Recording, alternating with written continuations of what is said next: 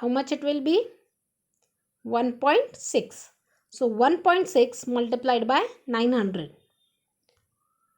It will come to about 1440 meters.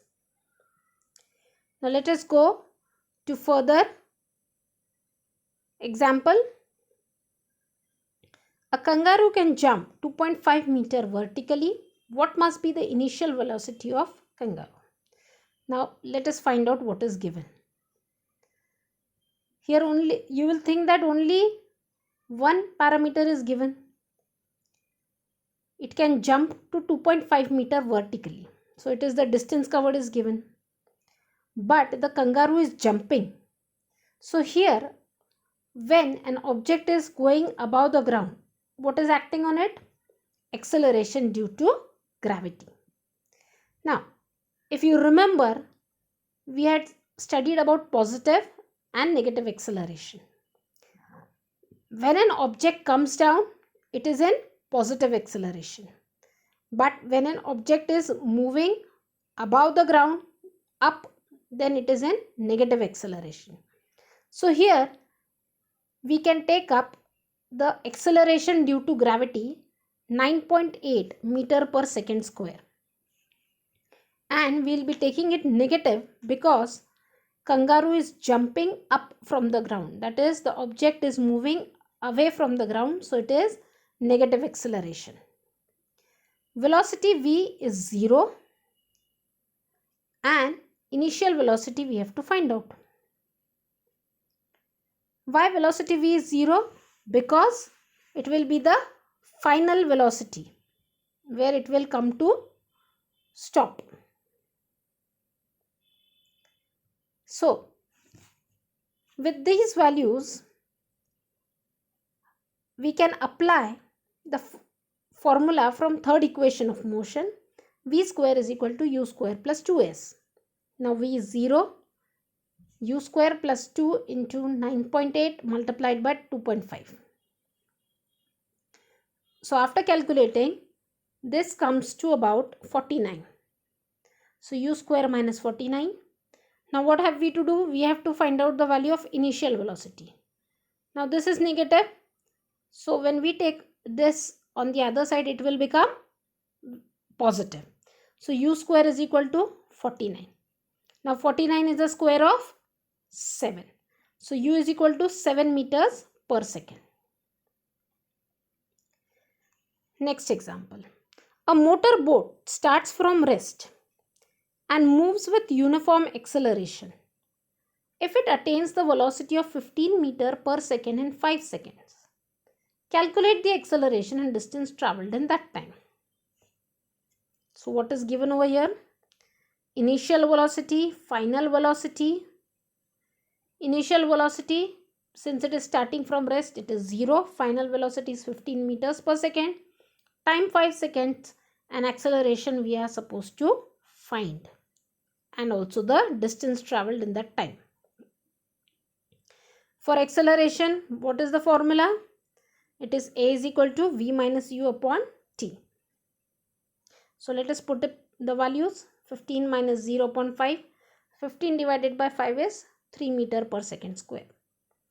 Now that we have calculated acceleration, we have to also calculate the distance travelled.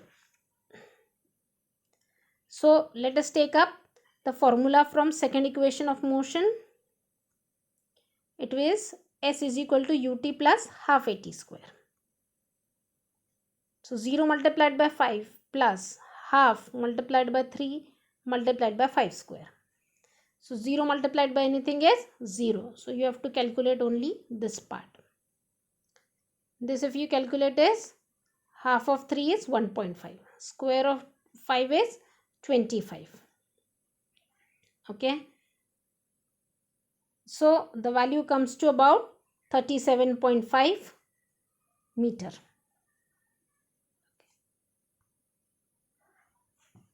Next, Newton's laws of motion. What could be the reason for the following? A static object does not move without the application of a force. The force which is sufficient to lift a book from a table is not sufficient to lift the table.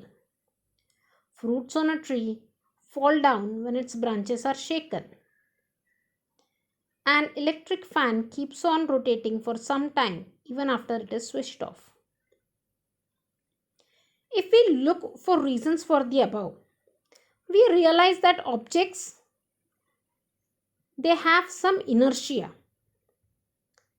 Okay, that means they do not wish to change their state, either of rest or of motion.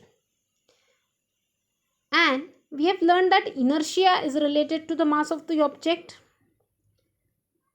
And the Newton's first law of motion describes this very property and is therefore also called the law of inertia. All instances of inertia are examples of Newton's first law of motion.